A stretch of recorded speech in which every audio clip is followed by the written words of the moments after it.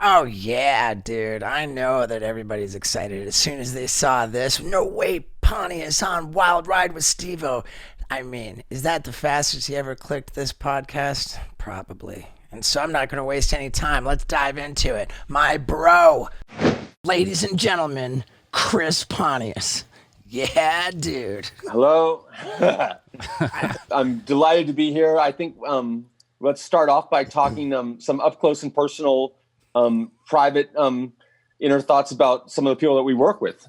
Who should we start with? Right off the bat. Well, I was going to start that way because, man, I'll tell you, this is episode number... This will be 29. 29? Shit. Episode number 29, and you're only the third Jackass guy, but the other two Jackass guys really crushed. Mm-hmm. I don't Really? think, I don't think that anybody can crush harder than Chris Pontius. I think he's going to be the best. Yeah. But you guys have such a history and so much to that, like, you guys are the closest members probably, right? Like, yeah. the Wildboys experience really brought you guys close together. Yeah. Yeah. I mean, dude, this is gonna be a humongous episode. It's just absolutely a hit already, and I gotta say too that of the Jackass guys from the beginning, I was always very, very jealous of Chris Pontius, and I'll lump Chris in with Brandon DiCamillo too, because they were He's just hilarious. naturally funny. You know, for me, I was not naturally funny, man. Come on. I don't think I was, dude. I was so uncomfortable, and I was just like, I felt like I had to like really fuck myself up in order to get laughs or to get footage. And Pontius just came so naturally. Comedy just flowed out of him. Like he could just talk, and the footage would be gold. Just talking. Like for me, just talking was never gonna be rad. And so yeah, dude, I always looked up to you for that, Chris. Thank you. I'm flattered, and I really am. But I'd like to correct something for the record now. I over the years, every once in a while, I see some Jackass facts, and it'll be like, when Chris first met Steve-O, he didn't initially like Steve-O. That was a total lie. Like I actually did like you, and I don't even know if I don't think you believed that, but I did like you when I first met you. When did you guys first meet? In Florida. I did like you. I think there was a thing when you were boxing with Ryan Dunn where I was like, Steve-O, I don't like the man. I hope Ryan wins or something like that. Like it was like something like that. And then some other thing. It was one of those things that got way blown out of proportion. But I did like you when I first met you. And I wanted everyone listening to know that it was just an incorrect fact. All right. And it's bothered me. Well, I appreciate that. And I remember it well. And thank you for asking, Paul. Pontius and I met for the first time when Jackass had been ordered to series. It started out as a pilot, and then when I first filmed for the series, I was still working in the circus, and Pontius came with Jeff Tremaine, with Johnny Knoxville, with the whole MTV crew. They filmed me in the circus that day. I swallowed the goldfish. Then that night we stapled the letters of Jackass onto my butt cheeks, and then after filming. After the bar, the wee hours of the morning, Pontius and I went to a diner. Ihop. Was it Ihop? Okay. Yeah, the International House of Pancakes. Yeah. So we It went. was far. Like I was hungry. I think I suggested it. And we ended up walking there. Right. And wherever that was, but God, it was far. It was Yeah, it was somewhere. At that point, we were down in Miami, and it was still that very first night. Yeah, I ordered Root and Tooty Fresh and Fruity. Did you really? The strawberry pancakes. You remember that? Yeah. Well, it's what I always order when I go to IHOP. I don't remember what either of us ate, but here's what I do remember is that while we were eating at IHOP, and this is after the longest fucking day, and then getting drunk, and then, I mean, who knows what time it was, and I'm telling, like, the waitress, everybody in the IHOP, hey, you want to see a trick? You want to see, let me do a backflip. Let me do, like, I'll put a cup on my head, and I'll drink it with no hands. And Pontius was just like, dude, like, stop. Stop.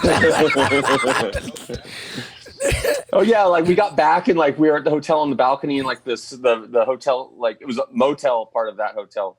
The motel security like came rolling up and you like jumped off the balcony or you jumped off like the second story thing and you're like, it's cool, dude. And you did like a press up to handstand, like that press up to handstand explained why it was cool that we were like still like running around. And he's like, oh yeah, dude, I've met you before. I bought you did a backflip. I bought you drinks at a bar after you did a backflip or something like that. Right. And the guy had actually met you. It was funny though.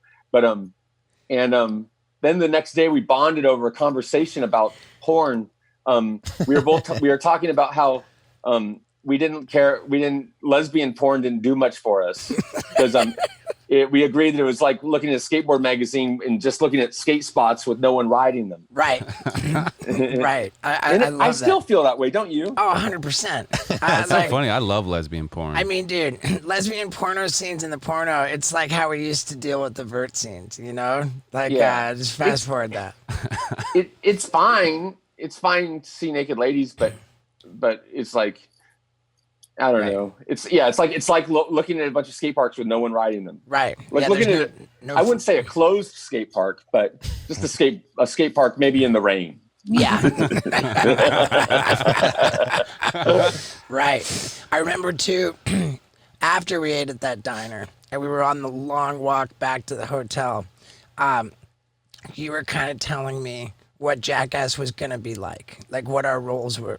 You said Knoxville's going to do a bunch of stuff like every episode, and each of the rest of us will get like one bit. You know, we're going to be kind of, you know, and I had no idea what it was going to be like. And so we did bond in that regard. Like there was sort of a kinship of being, what do you call it? Like supporting cast members. And as soon as the show came out, so then I moved out to California.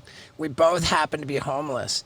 This is one of my favorite things about our history, the way that we competed to see who could stay homeless for the longest. Yeah, it was awesome. We saved a lot. I mean, we saved a lot of money on rent and just, I mean, there was no reason to have a residence. Like that was one of the funnest times ever.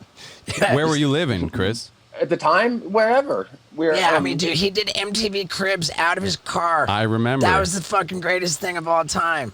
But were you actually living in your car then? I remember seeing that, be like, there's no way. Oh, it wasn't like I'd go to sleep in my truck every night, but I did sleep in my truck sometimes, but mostly just stay where I was a vagabond for years. How long did this go on for? We were couch surfers, okay? How long? Who won? I didn't rent a place for probably 8 years of my life. 8 years? Pontius won by a lot. See, I was too much of a drug addict, you know? It was just too much work to post up and do fucking cocaine for 3 days in a row when you didn't have a home base. Yeah. You know, needed like a drug den. The nomadic fucking cocaine abuse is no fun. So I tapped out and got an apartment and just fucking holed up and did drugs, man. Oh yeah.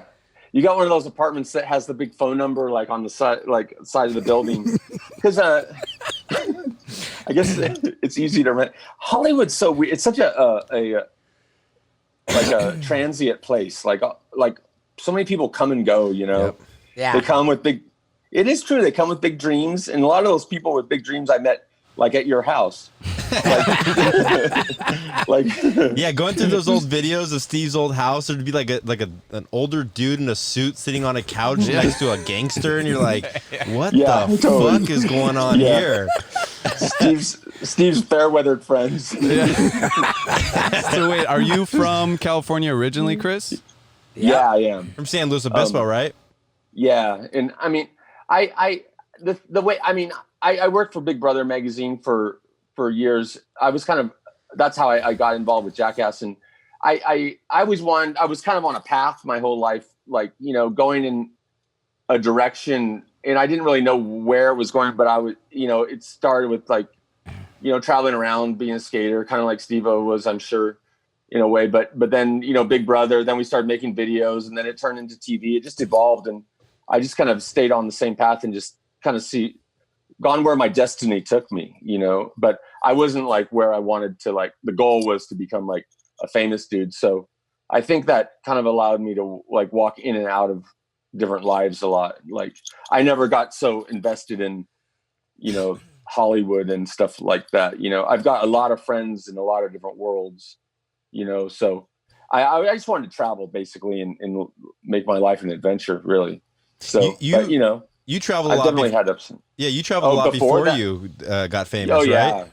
Just traveling around the world was my goal in life. And if whatever job I had, you know, I just wanted it to be, you know, get to incorporate that into it. And that's kind of like when we made up Wildboys at the end of the Jackass series. It was like, that was like me and Jeff Tremaine both were obsessed with animals. And I always had a dream of having my own nature show. Like, because when I was a kid, I liked Mutual of Omaha's Wild Kingdom, and I loved animals. Like when I was a little kid, I wanted to go live in the jungle and like live in the treetops. Like that's what I wanted to do. Like I wanted to be like Tarzan or something. Yeah. For sure. Yeah, like that's what I wanted. Hey, kid, can you remind me of what it was? You had like some awesome arrest report. Like you got arrested in Australia. Like, yeah. Man, I love Pontius. I could just about say that he's my favorite dude on Jackass. And you know what else I can say? That my favorite sponsor of this podcast is HelloTushy.com. I mean, I'm telling you, they make this bidet, right, that's built onto my toilet. And after I get done taking a big sloppy dump, before I even think about wiping, as I'm sitting there, I turn this knob, right, and blast right into my butthole, man, and it cleans it like a pressure cleaner. You know, actually, I think I'm gonna treat myself to a little blast right now. Yeah. Oh, yeah. I love it, man. Turn up the power a little bit. Oh, yeah. And, you know, I'm clean as could possibly be. Then I grab a little bit of toilet paper, really, just to dry it off. And for the satisfaction of seeing that there is no poo on the toilet paper. Man, if you were going to be covered in poo, would you want to wipe it off with a dry paper towel? Or would you want to take a shower? It's that simple. HelloTushy.com to blast your butthole to perfect cleanliness.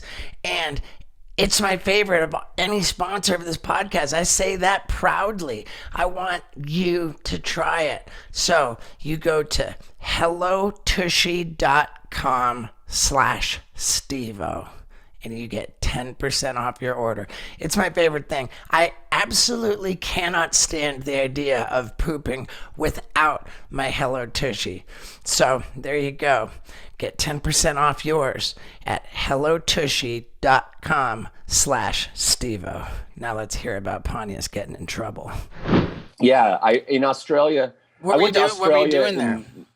In 1999, I just went. I saved up a little bit of money, and I figured I'd get there and I'd meet some skaters and make friends with them and you know, just kind of see what happened, because I always wanted to go to Australia. So I went there, and sure enough, I met skaters the first day I got there. I went to Bondi Beach, and that was kind of like the mecca of Australian skateboarding at the time, because there was the ramp on the beach, and I made a bunch of friends, and then I bought a bus ticket where I could just travel up the coast and stop in any town, and then you could get back on the bus. And I got to this place, Airlie Beach, and I was with a friend that I met on the way, and we got drunk one night and on Red Bulls and whiskey, and then I guess he went home eventually, and I think I was in a weird mood that night or something.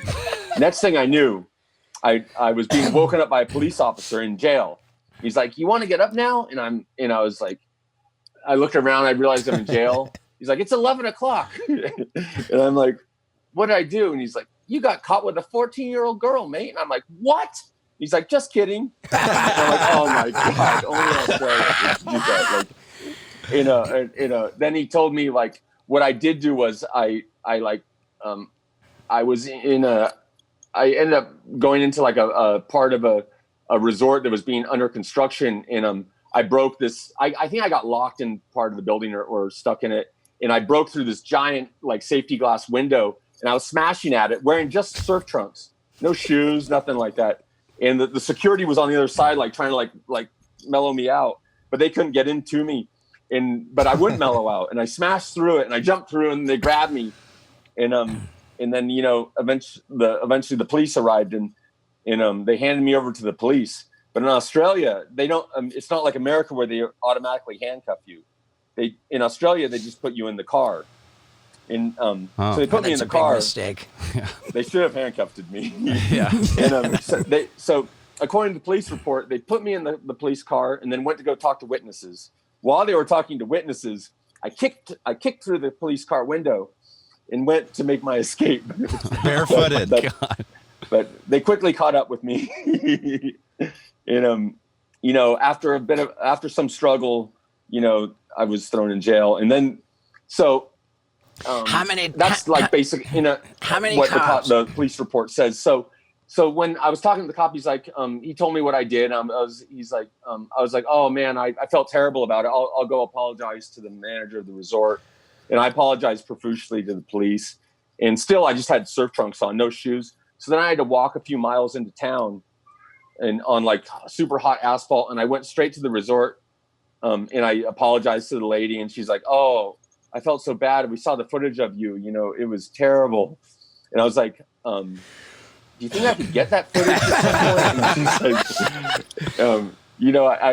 I got their contacts, but I was never able to get it. But in my mind at the time, I thought it would come in handy. And I knew there was an idea going on with Big Brother, of something, what became Jackass. But anyway, they didn't press charges, and the police didn't press charges because there was assaulting the police, destruction of property, this and that, and the police, I ended up winning their hearts, and they didn't press charges. So I had to go to court a few days later, and in court, I stood up in front of, there was other criminals there, doing their cases. So I was explaining my situation. I had a public defender, and I was telling my story, and the other people in the courtroom were laughing, and they were basically they were like, well, no one wants to press charges. If you pay for all your damages, you can go on your way. And, they gave me a year probation in Australia.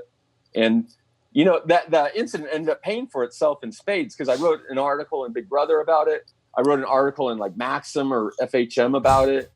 I got to talk about it on different TV shows. I'm even talking about it now. So it was totally worth it.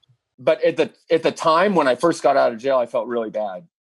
I felt really bad about myself because I didn't have a lot of money at the time. Whatever, $1,000 worth of damages was a big deal. Yeah. And I didn't know what was I didn't know if I was going to have to go to jail for more. Cause those were some bad enough charges, but, but yeah, it ended up being fine, but all the experience of life. Mm-hmm. But sorry for rambling on so much. No, dude, that's an amazing story. It'd be cool if somebody listening can make a cartoon out of that story, and send it over to you. That'd be epic. Plus, trust me, everybody's thinking, thank God it's not Steve-O rambling on. Yeah.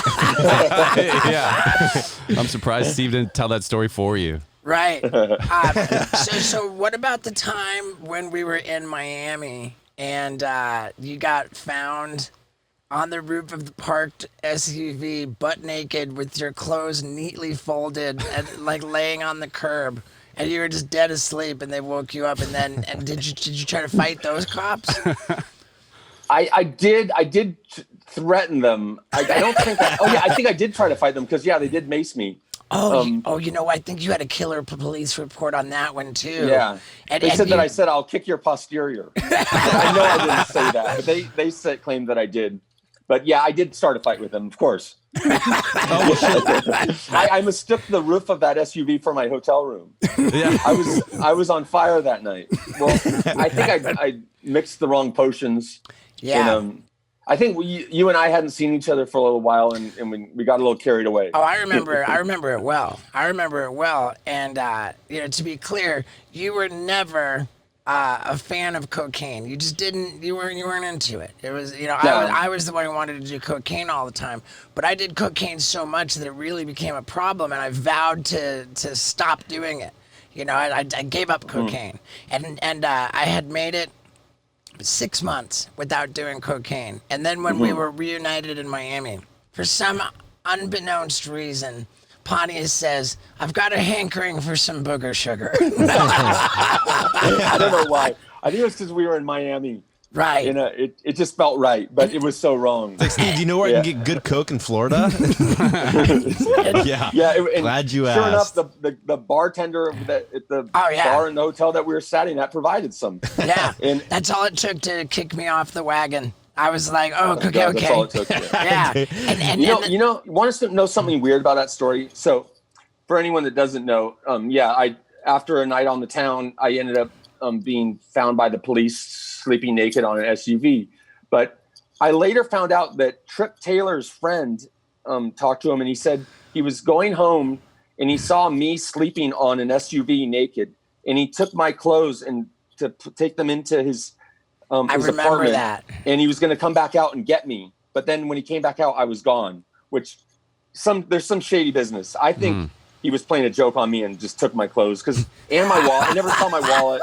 Everything, like everything was gone. All I had was my birthday suit, what God gave me. All I had was what God gave me to get out of that mess. I love it that in that story, the problem is that guy pulled a joke on me. That guy, the problem was that guy undressed Pontius. You strike me as somebody that like blacks out drunk in someone's house and like wakes up in the middle of the night and pees in the corner of their living room thinking it's the bathroom. Have you ever done that? Yeah, like a bad version of that. Yeah, like I think I was just sometimes I get in the mood to really push things like but that time honestly I think I just drank too much and did whatever else ended up going in my body that night, and I really did think the SUV was my hotel room, so when the police arrived on the scene, I was really grumpy to be woken up, and so I guess I did start a fight with them, and they ended up pepper spraying me. I just remember, like, man, I mean, you've probably been pepper sprayed yourself, Steve. I've poured a lot of hot sauce in my eyes, even my own brand of hot sauce, which is called Steve-O's Hot Sauce for Your Butthole, and it's now available on Amazon. Yeah, give it 5 stars. It's that good. It's available on Prime. But for all the hot sauce I poured in my eyes, I've never been red pepper sprayed. I have. It's awful. And there are different levels of it, but it stopped me. It stopped me dead in my tracks. And I'm really, like, when I'm fired up, I'm pretty hard to stop. It stopped me. I panicked. I couldn't breathe. I couldn't see. I was like, I was the putty in the police's hands at that point.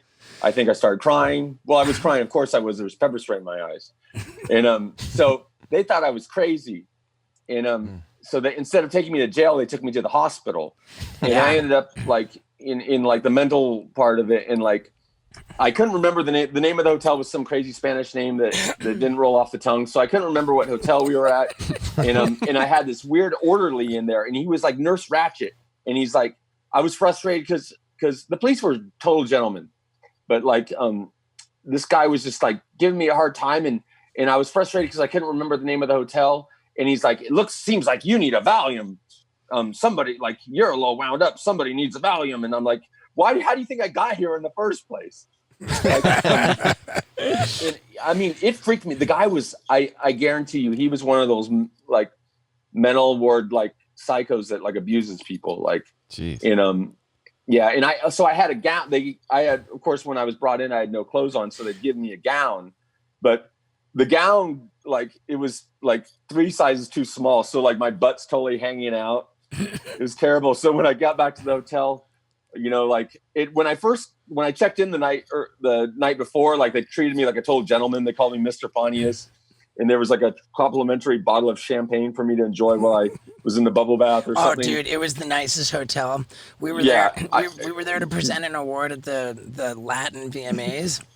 And we had like palatial fucking hotel suites at this like super South Beach hotel on like Collins. It was one of the more obnoxious, big, like gaudy hotel rooms that we'd ever been. And Pontius chose to sleep on the roof of an SUV. I didn't belong there. A lot of times, like when along this period of like being on TV, we end up in a lot of places we don't belong. Like I've always like a lot of times made it known that I didn't belong there. Like whenever I've been like given the chance to give out an award, you know, like at the European VMAs. Oh my God, that was terrible. I wasn't there for that one, but you got to tell that story, man. Chris really did something pretty messed up, and you're gonna hear about it after this important message about your balls. Okay, now listen here, guys. Testicular cancer is the #1 form of cancer in men aged 15 to 35. All right. And Manscaped, one of my favorite products I've ever promoted on this podcast, has teamed up with the Testicular Cancer Society to save your balls, okay?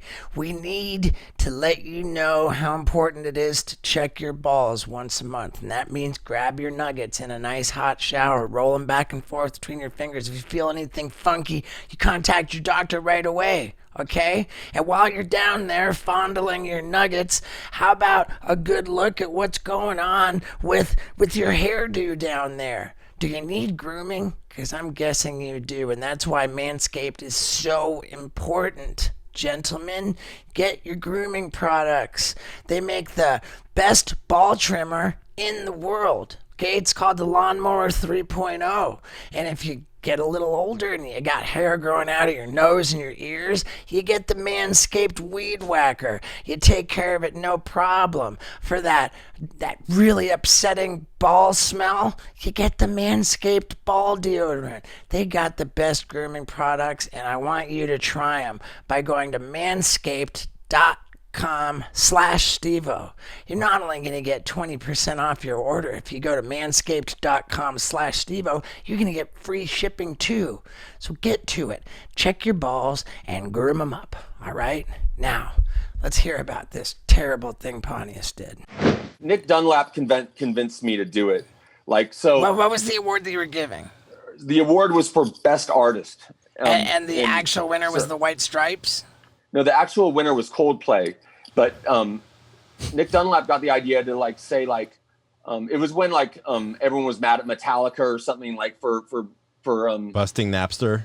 Yeah, Napster stuff, and so he's like, oh, what if you say it's for Metallica, but then they come up and then be like, oh, no, it's not you guys, sit down, it's Coldplay, and then they're all like, oh, the only band that's actually here is the White Stripes, and so then I was like, oh, I really like the White Stripes, I don't want to do that to them, and then. As we drank a little bit, you know, Nick basically convinced me to do it. You know, I don't blame him. I did it, but you know, so it was time to give out the award. And you opened up the envelope and it said Coldplay. Open up the envelope. I say, and the winner is the White Stripes, and they played that night and everything, which was awesome. And I was into the White Stripes like before they were big. I saw them play at little places. Like I was hardcore into them, like from way before and then so I actually gave everyone time to cheer for them, and like they walked halfway to the stage and stuff, and then I'm like, just kidding, it's Coldplay. And, oh God, oh fuck, dude. I immediately felt so bad, but Pontius' lifelong regret was that he didn't just stick to his guns and give the fucking thing to the White Stripes. Have you ran into them since? The thing is, I didn't even think about that I should have just given it to the White Stripes. That would have been such a baller move to be like, no, I think for the White Stripes. I choose. You don't have to give two out that year. That idea, it didn't even come up until like weeks later. Like, we should have just given the award to them. Like, right. Oh God. And so I ran into Meg White later that night. And I was like, oh, I'm so sorry. And her like security guy wanted to like fight me, and he didn't like me, but Meg was super cool. I ended up talking to her for like hours, and Jack wasn't there, but I apologize so much, and we had a great conversation, got along famously, but she was super cool, but she's like, it wouldn't have been a big deal, but we were halfway to the stage. I was like, oh God, I feel so bad. That's so gnarly, dude. But basically, I did that because I didn't belong there. Like, I was always like, you know, I didn't like the mainstream stuff. Like, I was like, you know, whatever. You know, who cares? It's stupid awards. You know, if the White Stripes guy, that guy was all about being like punk rock. You know, like, and he later became pretty mainstream himself, I guess. But you know, they're rad, and that was mean of me to do. But I should have just given them the award. So I would like if they, I don't know if they listen to your podcast, but if they do, I would like them to know that I wish I would have given them the award, and they were the best band of the year in my eyes. Yeah, for sure. It's shocking that they didn't have the award to begin with. I know it is. It really is. Speaking of things that awful things that were Nick Dunlap's idea, how about when we were at the Download Festival, and somehow I told this story to Jonathan Davis, the lead singer of Korn, about how at the Download Festival, like before we got off stage, whoever the next band is, throw all these eggs, and we gave out like hundreds of crates of eggs. Yeah. Do you remember trying to get in a fight with the Electric Six? Yeah. Yeah. Well, like, so I think it was a shortened set because it was a festival show, and so you were gonna like have like someone from the audience get egged, but then it couldn't happen. So you told them to egg the next band, and it happened to be the Electric Six. Thank God it wasn't Pennywise, which was the band after the Electric Six. We knew them, but they would have kicked our asses. And also, like, I mean, I was friends with some of them. Yeah. But anyway, so it was the Electric Six, and from my point of view, like, I wasn't there, but I guess they got egged, and it was pretty gnarly, like the whole time. And the guy, you came up to me and you told me, like, this guy threw a beer on me, except it landed on my girl. I had a date. I had a date with me, and he threw a beer on me, but he got it on my girl, and I told Chris. And you were furious. Was that the truth? To tell you the truth, that girl was kind of a bitch, but he disrespected you, and in my eyes, he started trouble with my friend, and yeah, I remember Pontius looked at me and said, "Are you telling the truth? Like, you're not lying about this, right? Because if you tell me that this really happened and you promise me it's true, then I'll address this matter." Yeah, like when everyone like would sick me on somebody, like as long as it like there's been a few times like where like like a friend of mine or a female friend would like be harassed, and want something, something would need to be done about it. But yeah, you were serious. You were distraught. Yeah, I was definitely serious. Luckily, I had my wrestling singlet on like under my clothes. So you put it on. You put it on special. Yeah, I put my wrestling singlet on, and I went up to them to their whole trailer. You said, "I want to fight all six of you," but at the Electric Six, it's not six guys. So I want to fight all six of you. I want to fight all six of you. And the guy opens up the curtain just to look a little bit, and Pontius punches through the glass. Now Pontius is bleeding everywhere, and then they send all of the festival security to come over, and they fucking locked us in our trailer where we just couldn't get out. So we just start peeing all over it, like breaking everything. Well, they put when I started like trying to start a fight with the Electric Six, they put them into a trailer. That trailer though. And wanted them just to like get distance from me, and then at the window, like the guy he antagonized me. He opened the blinds, he flipped me off. He gave me a taste of his middle finger. Shit. And that's why I punched through it. He gave me a taste of it. That's right. Jesus. Yeah, I mean, I never knew you were such like a scrapper, Chris. Like, did you grow up like wrestling and fighting? Like, where'd you even? I wouldn't have any confidence to try and fight a whole band. Like. Well.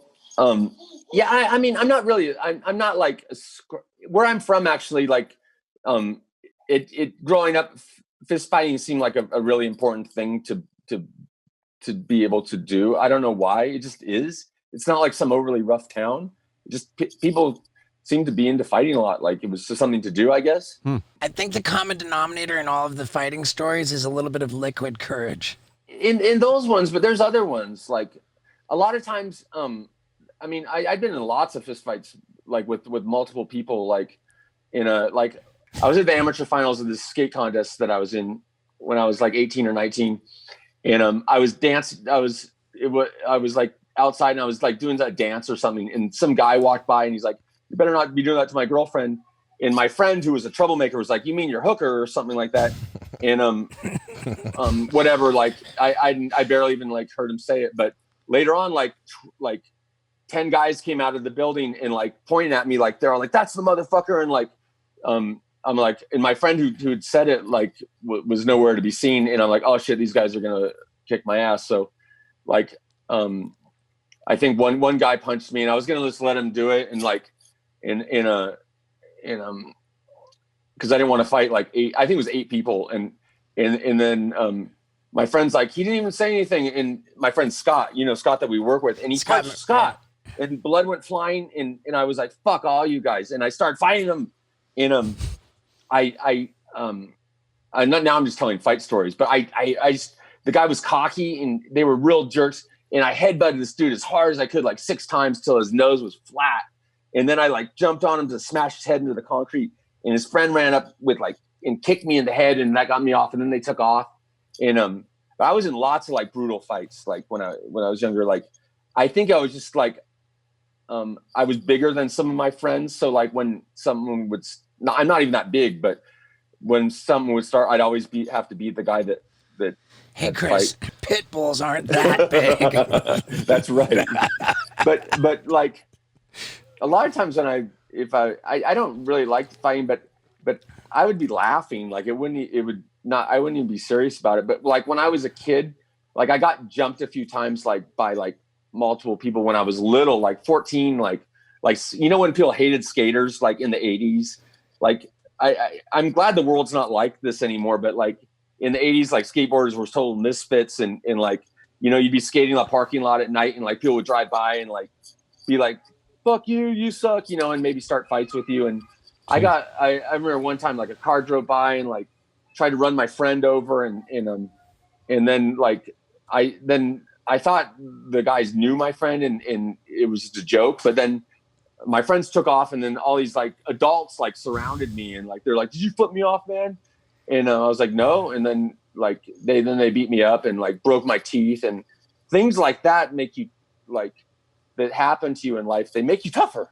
Yeah. In the end, you don't get tough by winning fights. But how about I mean, eventually you can. But I mean, I was a kid, like 14, like getting beat up by adults, but those things in the end, they do make you stronger. How about it, dude? Can you believe that we're middle-aged men now?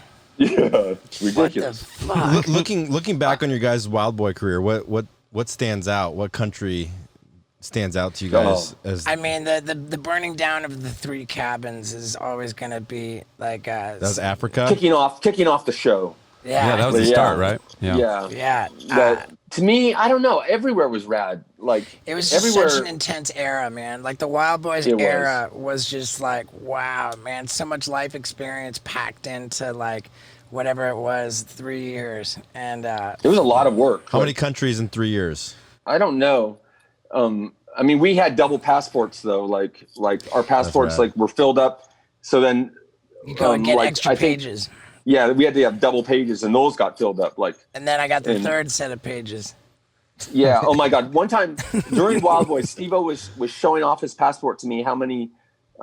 Like this was in the middle of Wildboys. Like, see, I've got double pages, and like he's showing me how full it is. I'm like, I know, dude. I was with you. Yeah, that's so funny. Was the poo condom only on Wildboys, or was that Jackass too?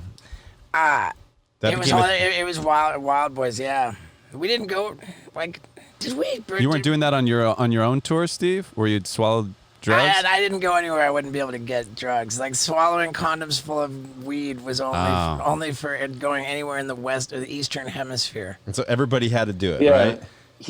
Not everyone smoked pot, but Steve would get really grumpy if he didn't have it. Yeah. Like in Indonesia, I remember you were really grumpy. Really grumpy. We were there for 3 fucking weeks, dude. Couldn't smoke pot for 3 weeks. I was not happy. I want to ask Steve something, because I saw a clip that came up, and I don't know if it's going to bring up anything bad for you, but I remember seeing you in India so pissed off at when they were doing the sex thing. And was that because why was that? Because you only saw clips of you like, dude, you guys are just fucking pissing me off. Right. I don't mind a bit. See, Wildboys was super homoerotic. We just got a real kick out of wearing G-strings and like doing like, homosexually suggestive stuff, because we felt that like the macho sort of jock, like, like a homophobic people, we loved the idea of getting a rise out of them. We're pushing our culture. We were ahead of our time. But I told all the guys, I was like, hey guys, that's it, man. Like there's no no more gay stuff. So the first scene they put you in was the gay stuff.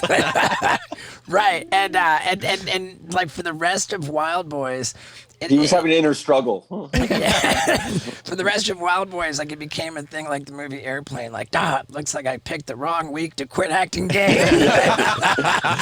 That's funny.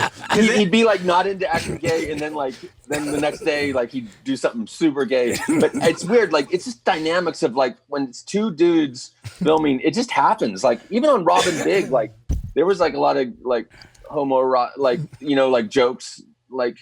It just happens, I think, the dynamic of two guys, traveling around together. But it was funny, like right. But at the time, yeah, it was ahead of its time, and now it would be totally cool.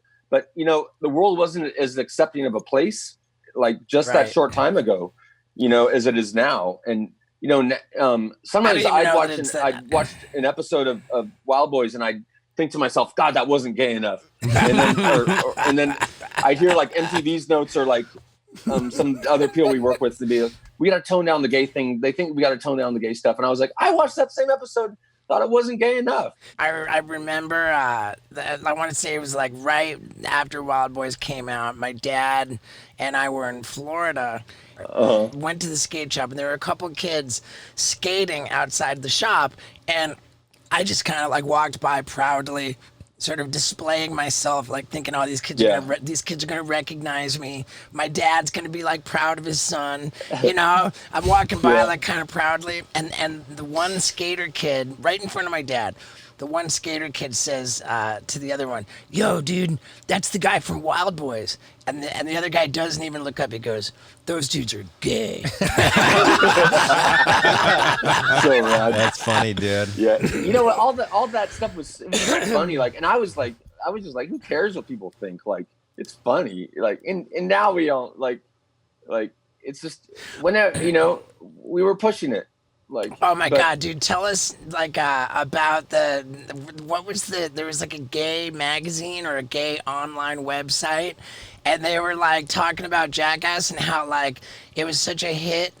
It said like Knoxville, of course, is the best looking of the Jackass boys, but Steve-O seems to be the most likely to suck your dick if you got him drunk enough. Yeah, so I think it was like Village Voice. Yeah, it said basically.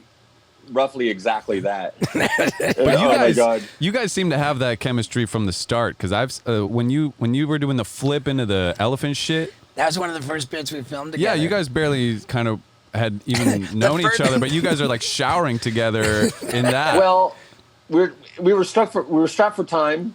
And it was just all us guys there, like, but really, like, a long time ago before Jackass, I realized like. Whatever you do, it's going to be way funnier if you're naked. Like, oh yeah, and 100%. It basically comes down to that. Like, and unfortunately on TV you can't be totally naked, so the G-string is the closest you can legally get. But I mean, and G-strings are just rad. Even though I always preferred the more conservative Brazilian cut. Brazilian cut are awesome too. They are. That was what the cheetah, because people always say, "Oh, your leopard print thong." No, it's a cheetah Brazilian mankini. Is that exactly what it is? The Brazilian cut, especially if your butt's not like up to snuff, like maybe your butt's not in shape as good a shape as you'd like it to be. The Brazilian cut can be very flattering.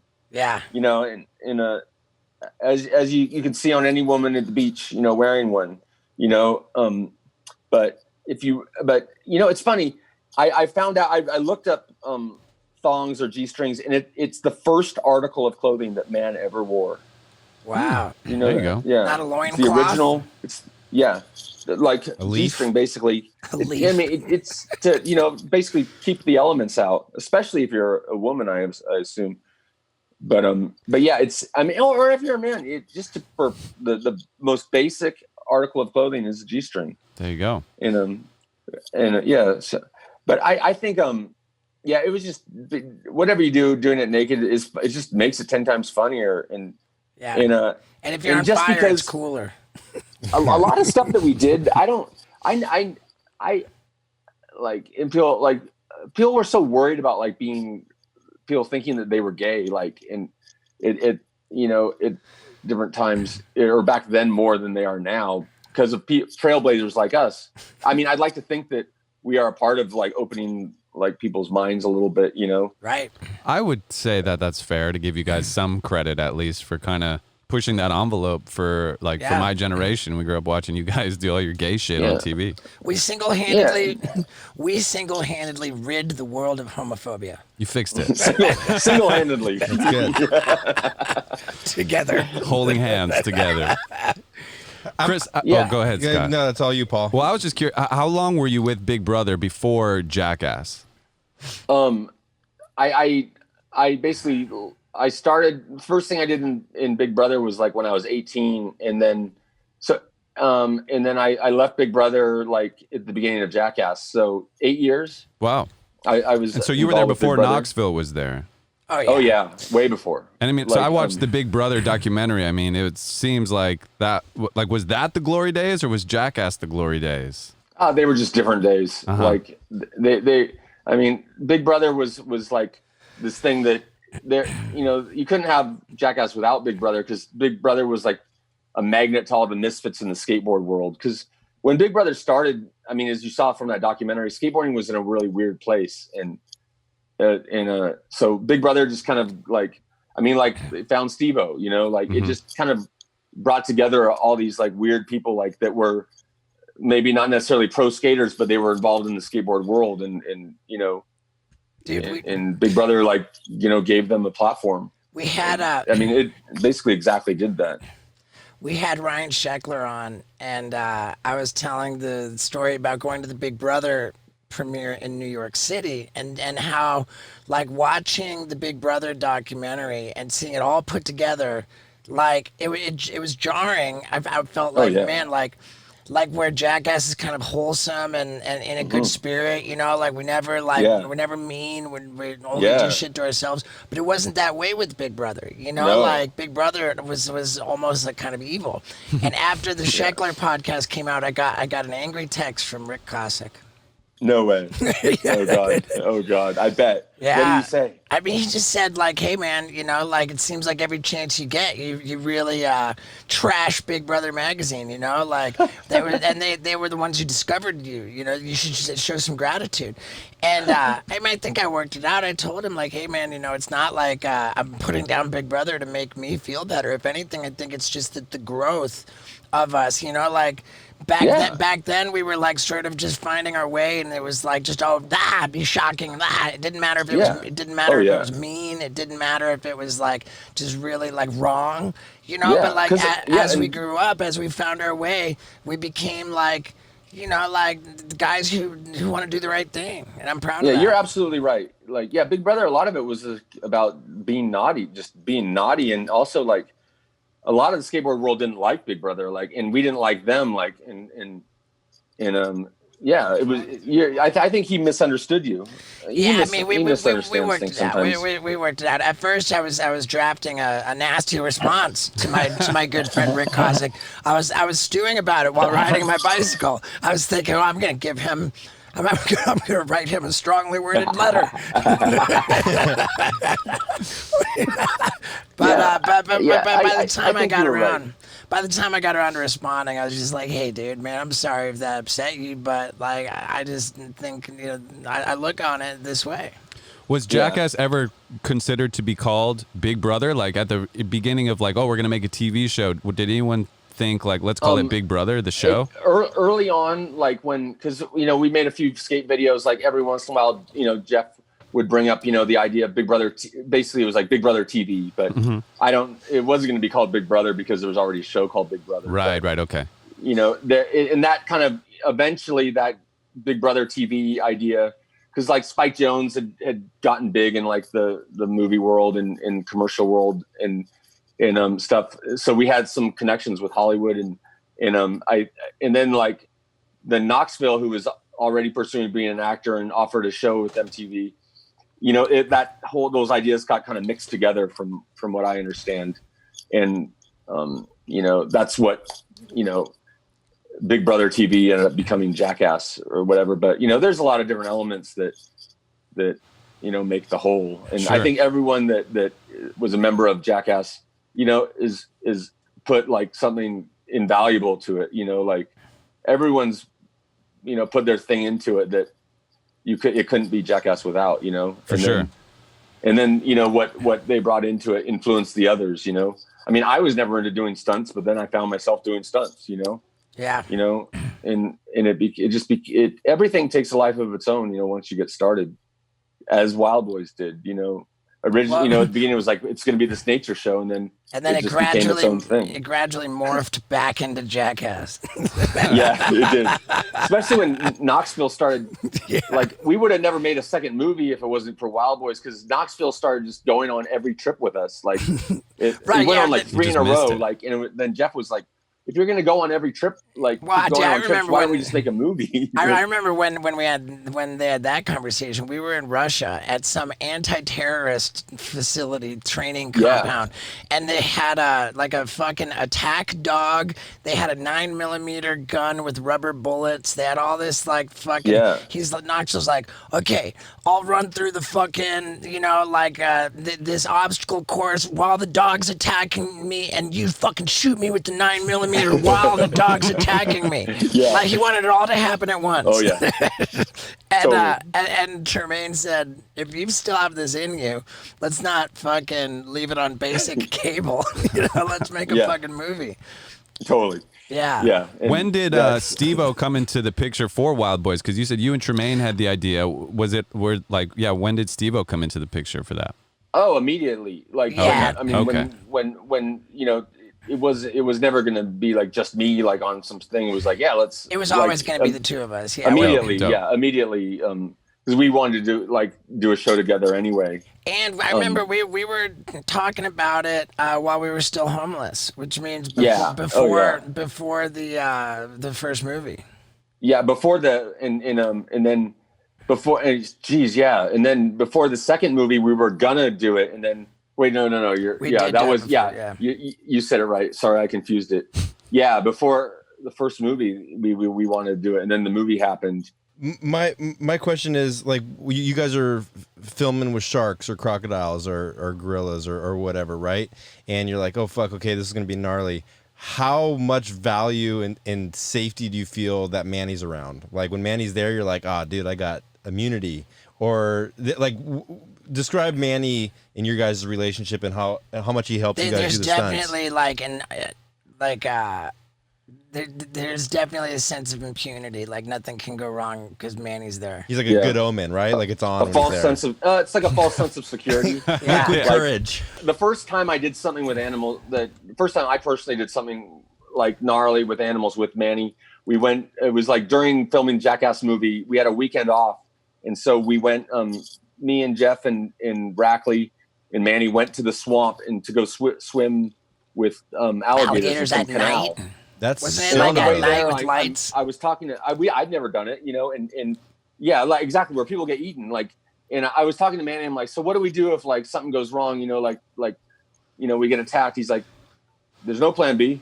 Like, he's like, hopefully that won't happen. And like, but then you're with them and you just for some reason feel safe. I don't know. Yeah. Not safe, but I don't know. I don't know what it is. Do you remember when we were in South Africa and we were allowed to swim with great white sharks outside of the cage, but only if we had this guy named Andre Hartman. Yeah. And then we found out that Andre Hartman canceled our plans because he was going to film with some rich Japanese businessmen or something.